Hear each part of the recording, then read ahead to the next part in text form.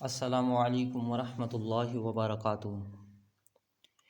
معزز ناظرین، الحمدللہ رب العالمین۔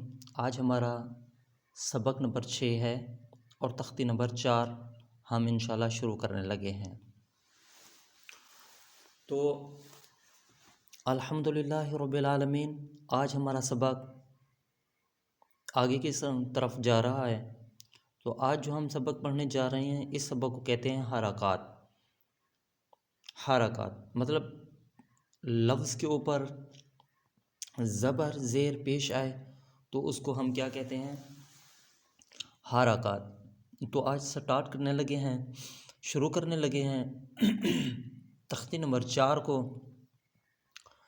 تو اس تختی کو کہتے ہیں حرکات۔